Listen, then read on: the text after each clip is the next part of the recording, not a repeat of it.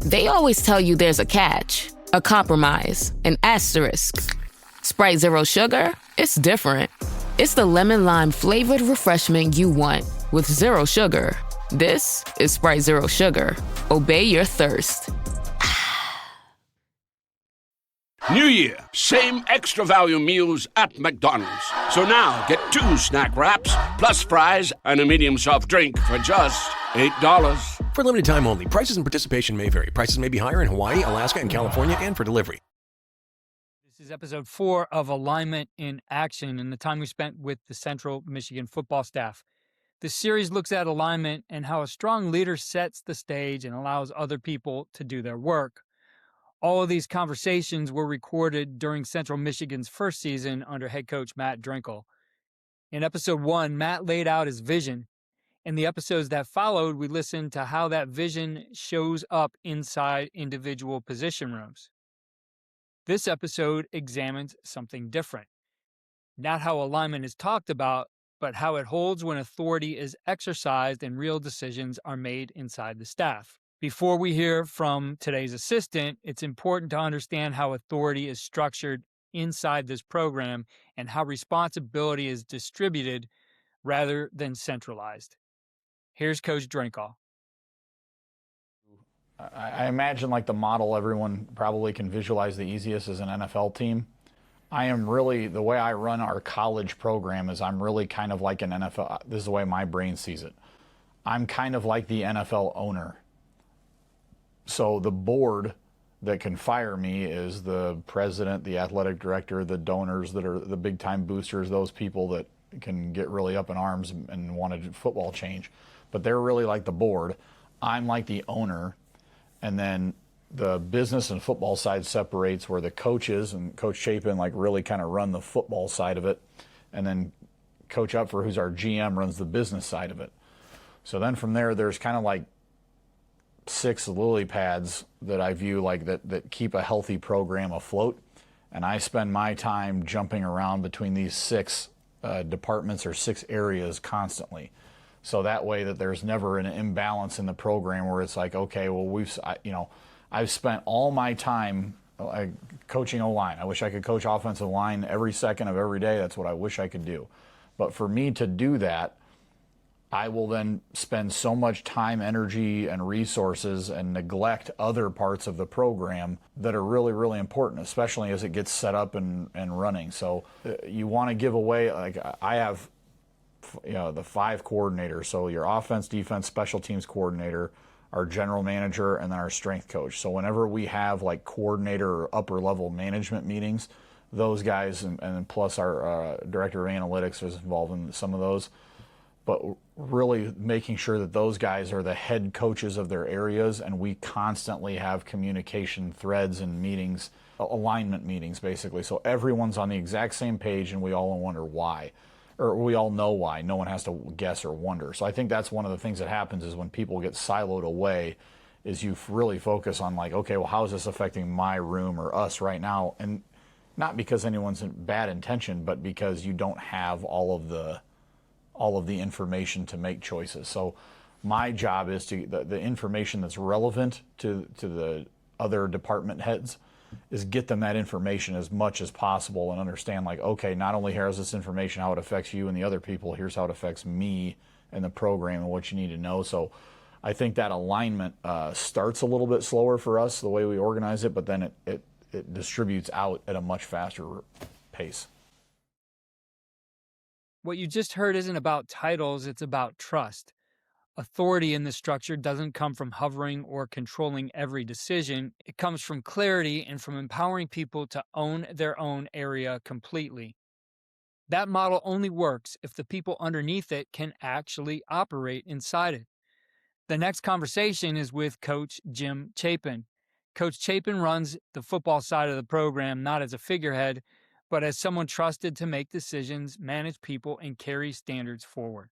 As you listen, pay attention to how authority shows up in his day-to-day work and what happens when alignment replaces ego. You've coordinated offenses, as we were talking, at different levels, different expectations from year to year. Might be a passing team, a run team, personalities, pressures, all those kinds of things. What was it about Matt's vision, and as you know, he asked you to come here, that made you believe that, you know what, I can do my best work here. This is going to be a good place for me. I think he understood what Central Michigan was and what it wasn't, and very clear early on, he knew, or he had a really strong feeling of what was going to make us successful over the long term. And that was going to be big and physical and stylistically on offense. We were going to resemble teams like North Dakota State because that's who we could recruit and retain over the long term. And here, as you guys have experienced, it's dark and cold outside. And so you got to find the right kids that thrive in that type of environment. And we try to be really transparent in recruiting. When you wake up in the morning in December, it's going to be dark and it's going to be cold. And you have to kind of decide who you are. And so Coach Strinkle and I, we really believe, and that's what successful offensive football looks like, is you have to win the last scrimmage, be physical, and then be physically and mentally tougher than the people you go against. And it's how you practice, it's how you recruit, how you develop. And that really was attractive to me. Coming home was obviously a huge incentive for me, selfishly, to be able to be around my family and friends and be at a program that both my parents attended Central Michigan. But like Coach Strinkle, and I knew him from your podcast as a guy that was quality of life, and I knew enough of him that I was hoping that the work-life balance would be really favorable. But I also knew from my conversations with him that we wanted to bloody people's noses when we played football. And we just feel like that's the way that we are going to be successful here long term. We might not always be the prettiest, but we want to be the grittiest. In your Lawrence First and Goal presentation, you talked about culture being sustainability of action, not slogans. So in that way, you know what Matt wants to be. I mean, it's very clear, old school. The look of the helmets. I mean, you see the pictures on the wall with a guy with a leather helmet on. I mean, There's an identity there that he really wants to be a part of. So, in that regard, I mean, you understand the lanes Matt wants to be in, but how does that empower you as well? Well, I think that we are very aligned with who we want in the building. And so coaches, we want people that are going to be advocates for players and pour their heart and soul into our kids and do things right for them and be really low ego, high output, caring people that want to be here in Mount Pleasant. We got a bunch of coaches on our staff that have coached in small schools. Like this, and this facility is unbelievable to me. Like we played University of Michigan in Pitt this year and Maction and the whole thing. Like it's incredible. We were just joking about Gannon, There's a lot of schools in between those experiences, and I think our staff understands that, and that's a very big deal. And so we have this, cohesiveness as a staff on both sides of the ball, and Keith Murphy on special teams, that we're very low ego. We've been through a lot as coaches, but we're really grateful to be on this type of stage. And it's just football, but we really are passionate about helping our players be successful on and off the field. That's what we've always done. So whether it's at Adrian College or IUP or for Coach Drink at Kansas Wesleyan, it's all the same to us. And maybe there's going to be more people at the games and more people watching, but the fulfillment we get out of it, I think, remains the same. And then when you have that as a staff, it trickles down to the players. And if you believe in that and you live that life, as you said, with action, and our players can feel that. You have coaches that are cohesive. They do things right. We don't take shortcuts in recruiting. We tell our players that we're going to continue to fill our locker room with like-minded people. They're going to do things right. Well, they feed off of that. And they find, we brought in a couple of mid-year quarterbacks last winter. And so Joe Labus was the incumbent. We had Jaden Glasser as another young kid.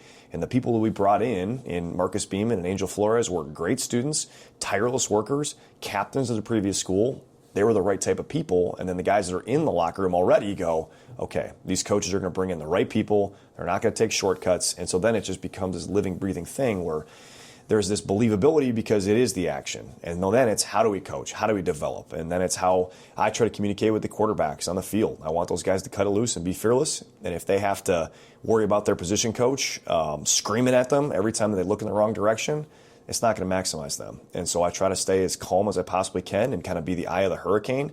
And I think that's kind of how we function offensively to allow those guys to kind of thrive in that culture. In your clinic, you also talked about the quarterbacks having to lead from the front. How important is it that you're the model of that you talked about, man? Yeah. That authenticity, still being able to coach them hard, to tell them the truth about where they're at, but allowing them to be who they need to be because they see it in you. I can remember being a senior in high school and throwing 2 interceptions in the first game of the season, and then the first week of class rolls around. It's Monday. I have math class, and my math teacher is talking about with somebody else an interception that I threw on Friday night. That's just kind of like the life of a quarterback. and it's different. And I think that it's the quarterback coach's job to kind of appreciate that, embrace that. It is a different world. I mean, I know even from an offensive coordinator standpoint, my fiance will tell me like, hey, why did you run the ball so much? Or why did you throw the ball so much? Or my mom, who I don't know if she knows what a quarterback is, she has opinions on play calls. And that's okay. And that means that we have this responsibility and we're judged because it's a job that other people want and maybe they can't have. And so when those quarterbacks have the ball, they have the entire world on their shoulders. They don't need me to jump on their shoulders too. They need me to support them and to put them in a position to be successful. If they throw a pick, I taught them the reprogression. I coached the technique.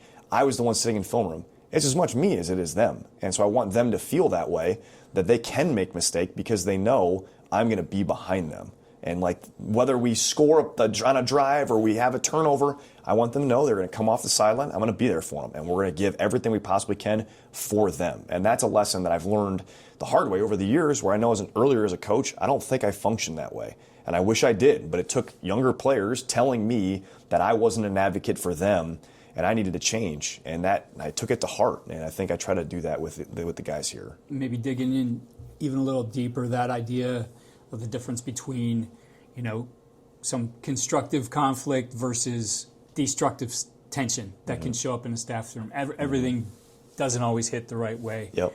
So it's not just the way you communicate it with the players. You're going to deal with those things. You're leading a staff. You have positions. Everybody needs to function together.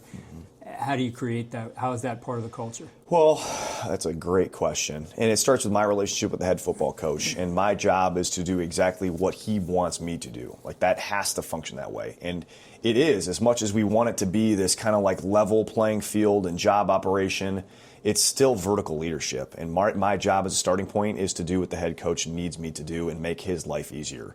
And then our staff offensively has to know that every decision that we make and everything that we do, it starts through that filter, and then we can branch off. And I want to use our offensive coaches as much as I can, but I'm also really transparent with them. Like, guys, on Saturday, I have to call the plays, and I'm the guy that the sword falls on. I have no problem with that. I can live that way. I want them to know that, so when they provide suggestions or, hey, this is a really great idea, or if they tell me that they don't like something, ultimately, I have to be the guy that makes that decision because, again, the buck stops with me. And so I think that our guys really understand that, and I try to get as much feedback from them as possible. Game planning, whether it's situations, third downs, red zone, choice down runs, choice down passes, I want all that feedback. If a GA thinks that I'm just dead wrong about something, I want him to be able to tell me that. And so a little bit of that is how I function. I want those guys to feel comfortable. They can walk in here, close the door, and be like, hey, Coach Chapin, you're being an idiot. And they know that I'm not going to, snap. And that's hard, Like, we all have egos. As much as we try not to, we do. And so I try to do the best I can to, limit the impact of my ego so I can listen to those guys and then filter through the good and the bad. And then ultimately I have to make those decisions, and we do the best we possibly can on game day with the information that we have. And I think our quarterbacks and our players understand that too. That we are all in it together, but there is still that vertical pecking order. But I'm going to do whatever I can to help our coaches. But I think that they understand that part of my job is to make those hard decisions. Yeah, someone making those hard decisions is what stays in the system, what doesn't. You've talked about not wanting, a bloated system. You want something that you can attack with. How does this staff work in the way you guys have come together to make sure that you aren't overloading your players so that you guys can be aggressive, you can play a physical brand of football? Yeah, so what we try to do, especially kind of starting about quarterbacks, is we create a foundation of read progressions that I think that once you learn the foundation, then you can expand the specifics. There's also, going back to that ego, like us coaches, we know a lot of football. We do. These guys are 18, 19, 20 years old. They don't know everything that we do. They don't have these years of experience and I can pull a play that happened when I was at UC Davis against Eastern, whatever, and these guys are like, what are you talking about?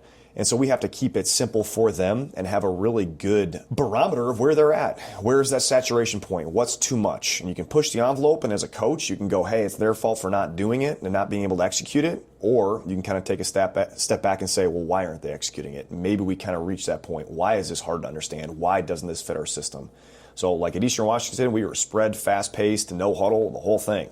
Here, we are slow. We go under center sometimes. We huddle. It's a different beast. And so it's always this ever-changing, learning, cater to your strengths. we're going to do whatever we can with the players we have here. I don't ever want to say, well, we don't have the players, so let's just go 2-9. Like, that's not going to happen. So we have to have flexibility and knowledge to pivot when needed, and injuries occur over the course of the season. Pivot as needed. Do whatever you can to win the football game. And so I think our coaches understand that. I understand that. Our players understand that. But I think it's vital that everyone embraces that we're going to do whatever it takes.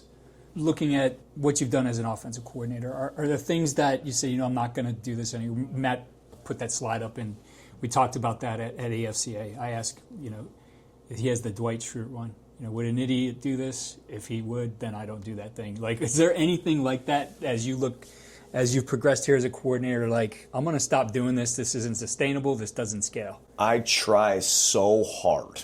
And then inevitably, I think I am the idiot sometimes. Like, I wish I could tell you that I'm perfect. There's definitely things. There could be route combinations that I just love. And then I go back and I go, we practiced this 57 times, and we called it once. What are we doing? Why don't I want to call it? Why can't we execute it? Let's throw it out. And there has to be a little bit of humility from me, from us, what fits us. There's definitely those moments where you realize in hindsight that you made the wrong decision. Unfortunately, sometimes that occurs on game day.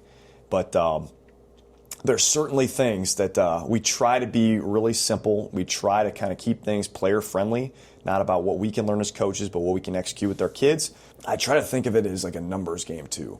How many times can we rep it? What does it take to get a game ready? Are we doing against all the looks that we need to see? And I know when I was at Sioux Falls, we installed a route combination. And every fall camp, the day we installed it, it was incredible. And I thought I was the smartest coach. This is the best route combination we've ever installed.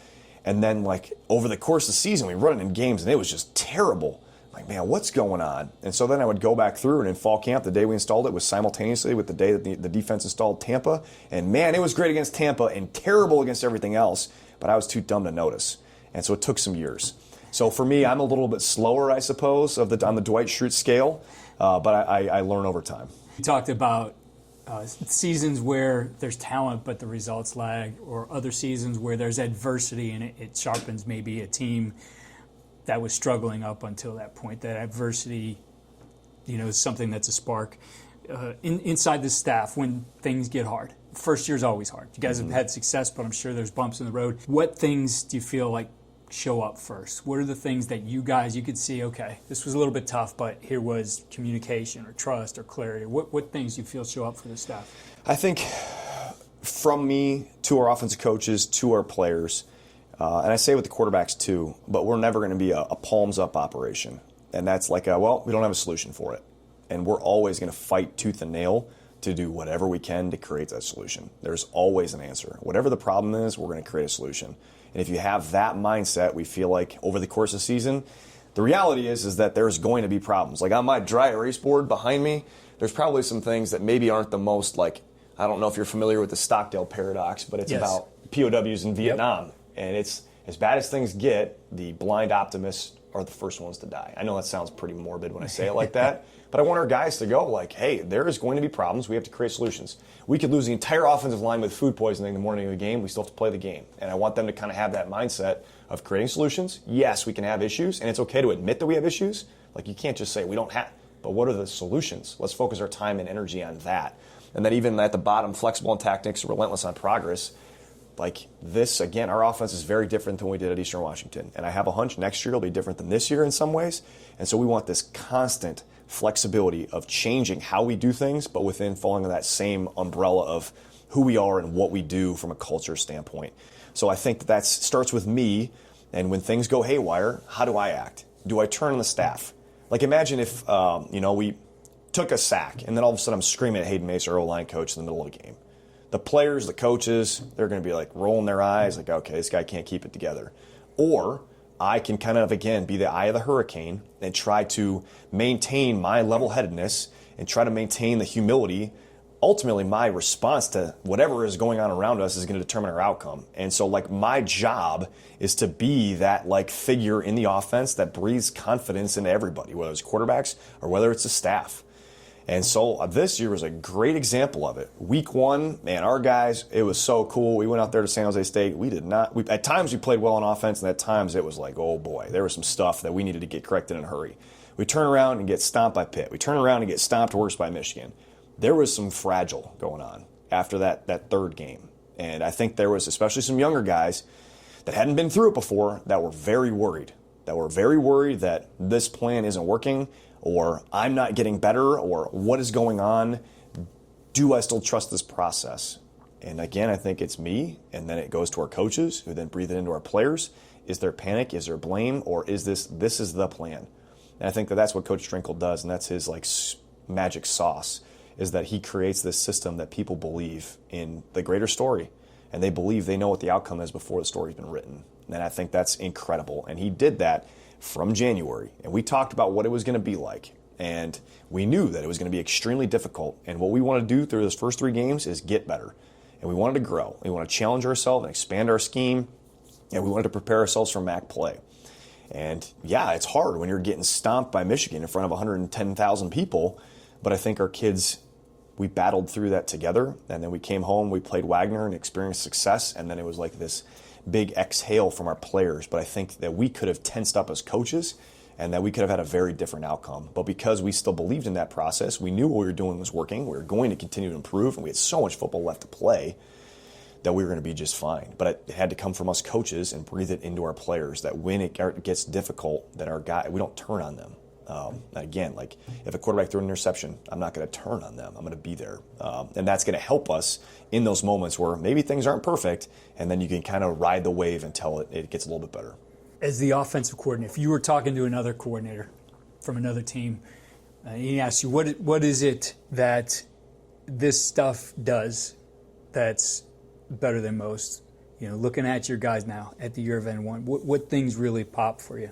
I think that we did a really nice job of catering to our personnel. And, you know, we played multiple quarterbacks, and that was a lesson that I learned from previous schools. We did at Eastern Washington last year.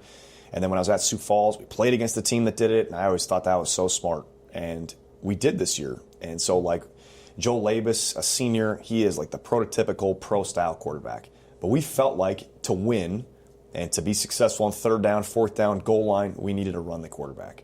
Angel Flores played a ton for us. Up until maybe like a week ago, he was our leading rusher. He's probably still is our leading touchdowns on the ground guy. Dynamic, and he was a difference maker. Well, he got hurt. In comes Marcus Beeman. So I think that we were able to use multiple quarterbacks, and it's a position that some would say, like, you're crazy. Who would play multiple quarterbacks? It's the old adage, if you have 2 quarterbacks, you have 0 quarterbacks. I don't believe in that at all. And those guys had a role. They were unselfish, and they did it. And we are unique. And so, like, our gap scheme set the tone for us, and our downhill run game set the tone. And we were really successful in our ways of creating some successful down the field play action. We generated a ton of explosive plays in the pass game.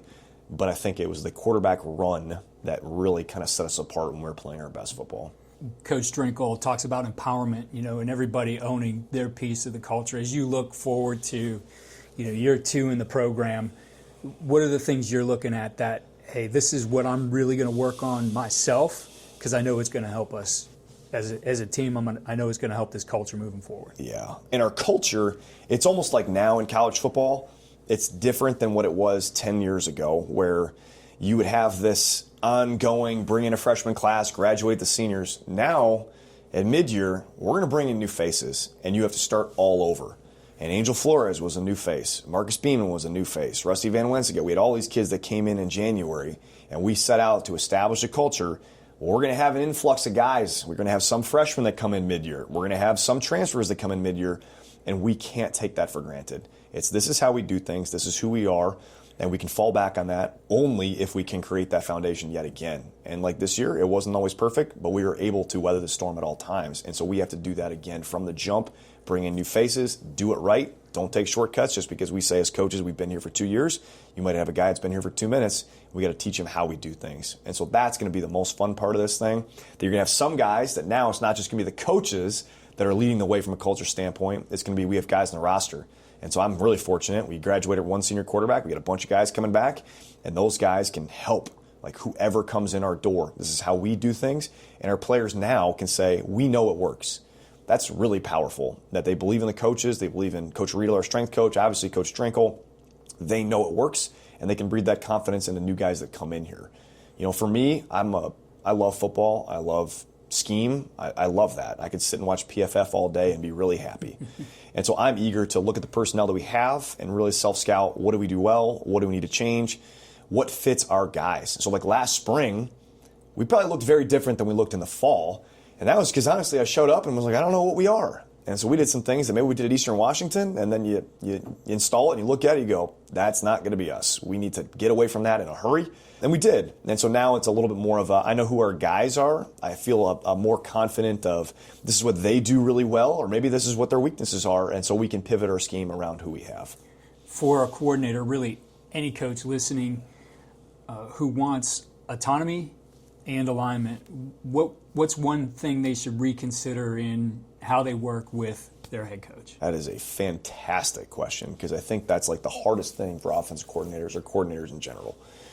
Honestly, as a starting point, I think it's really the humility to know what the head coach goes through. I don't have to go through all the things that he goes through. That's a great kind of like anchor. I mean, they get calls at midnight. When things go wrong, the head coach gets called. And that's a huge responsibility. And coordinators, we all think we're the smartest person on the planet, but we don't have to deal with that. And I've never dealt with that. And so I think that for all, coordinators that, fight their bosses and shoot, I'm sure you can probably call my former bosses and they're chuckling right now. It's so important to help the head coach out and to remember all the things that they're responsible for. This is incredible because it's FBS football. I've never been around it. The number of people we have working in our building is astounding. The number of different things that Matt Drinkle has his finger on is astounding. Like branding. I mean, it's like incredible. Like there's things that it's Central Michigan football. It comes from Matt Drinkle. And all the things that he brings to this that I don't ever have to think about. Again, I can go sit at my desk and watch PFF. He can't. And so I think it's really important for all coordinators, young coordinators, old coordinators, to kind of remember that. Head coaches have to have a lot on their plate. And so when you kind of remember that, you can kind of remove your ego a little bit and you go, I need to be less of a headache for my boss. Easier said than done. I'm sure I'm a headache sometimes, but I think that's really, really, really important. And ultimately, you're not going to be successful if you're not aligned. So if a coordinator goes rogue and does his own thing, you're not going to be successful as a team. It won't happen, because then why wouldn't your own players go rogue, your own staff go rogue? If you're not aligned and you're not following the guy at the top, you're not going to be successful, period. So we're really lucky here. Well, Jim, alignment doesn't mean everyone thinks the same. It means people can make decisions without checking over their shoulder because the expectations are clear and the trust is real. In this episode, authority isn't loud, it's performative. And it isn't centered on one voice. It shows up in how work moves forward when responsibility is shared. We'll finish up our series tomorrow with episode 5. This series is presented by the Coaching Coordinator Network. For coaches looking to go deeper into leadership, alignment, and real conversations from inside the profession, explore Coaching Coordinator Network at coachandcoordinator.com. And be sure to look for our Smart Clinics, which will be released soon.